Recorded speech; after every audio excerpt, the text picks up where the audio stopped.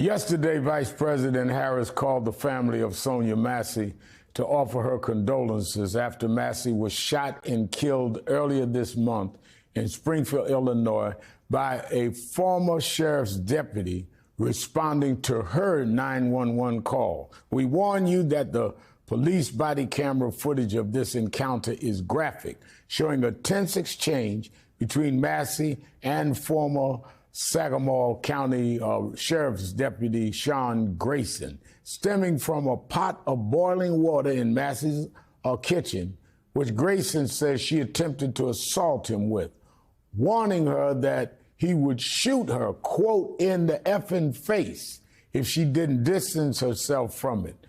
The footage shows Grayson pointing a weapon at Massey, apologizes and ducks behind the counter, rising briefly before Grayson allegedly shoots her 3 times, including one to the head, which the county coroner identified as the fatal shot in this autopsy report. Sonia Massey was 36 years old with 2 children. Sean Grayson has pled not guilty to first-degree murder charges. And next week, I'll be in Chicago on Tuesday, helping to lead a rally as head of National Action Network, demanding justice for Sonia Massey, along with ministers in Chicago and of National Action Network and the Leadership Network.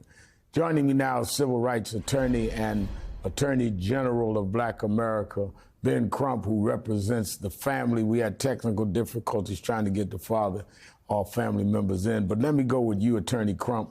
Thanks, as always, for joining us and drawing attention to this case. And, of course, Politics Nation extends its deepest condolences to Sonia's family, and I'll be there personally on Tuesday at the rally at 6 o'clock at Mount Pilgrim Baptist Church on Washington Boulevard, 6 o'clock in Chicago.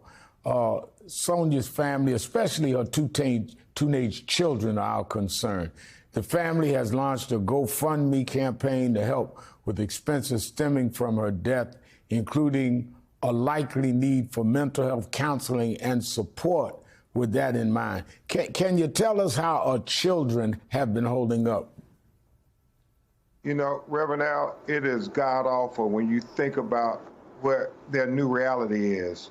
Her 17-year-old son, Malachi, is very emotional. He says he just doesn't have words because he would be there every day for his mother, and the one day that he had to work and he couldn't be there, the officer shoots her in her face.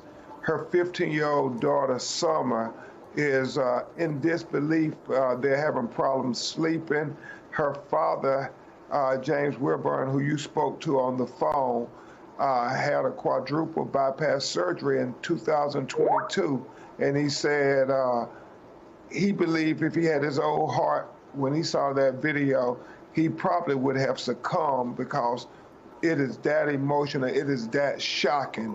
Reverend Al, you and I have seen many instances of police excessive force, but this is the worst police shooting video ever because this was so senseless. I mean, Rev, it was so unnecessary. She said, I rebuke you in the name of Jesus. Yeah, last words.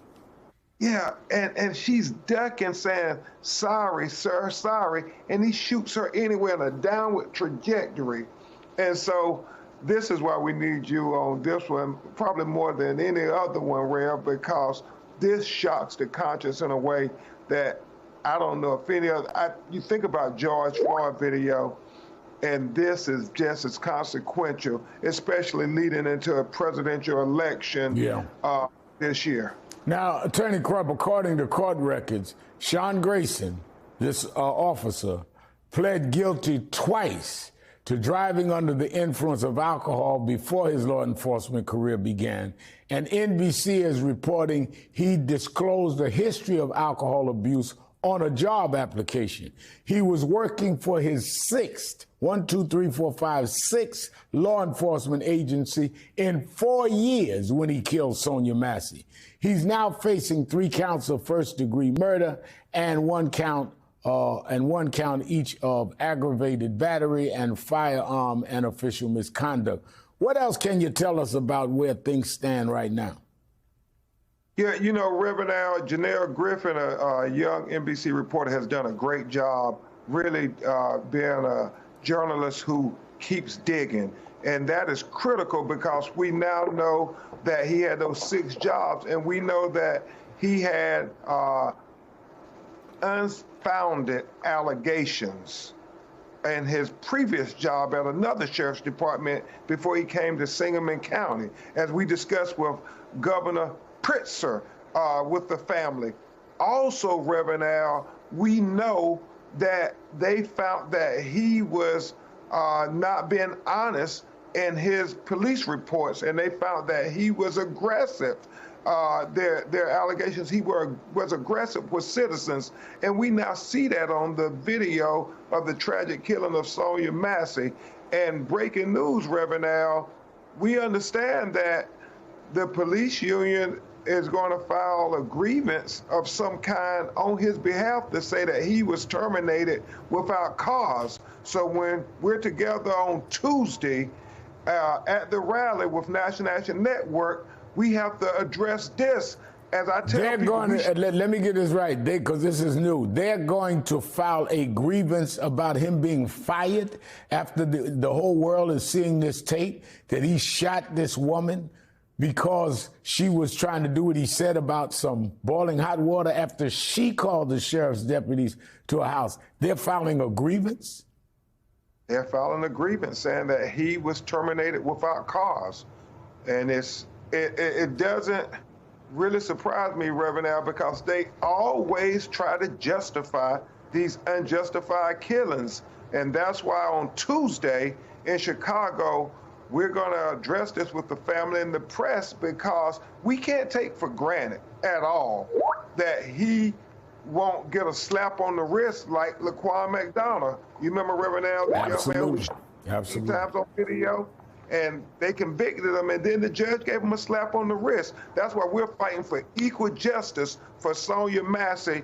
And until we get full justice for Sonya Massey, we use her last words, Reverend Al. We rebuke you in the name of Jesus, you discriminatory criminal justice system, until we get equal justice for this black woman. Well, we'll be there in Chicago, 6 p.m. Chicago time at the church. Reverend Ackery will be there, and certainly the Pastor Marshall Hatch, and many of our affiliates in Chicago. Brother Crump, go ahead.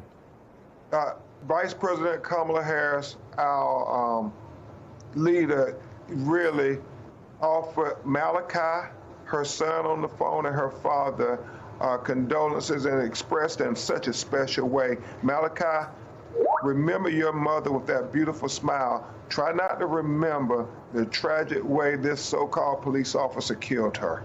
And I remember that Vice President Harris came to the funeral of Miss Whitfield, who was killed by a white supremacist in Buffalo, New York, where I did the eulogy and brought her up. And we went to Tyree Nichols' funeral in Memphis and dealt with that. She is not doing this because she ran for president. She does this, as well as President Biden met with George Floyd's family. All of this, many of those things happened while Donald Trump was president.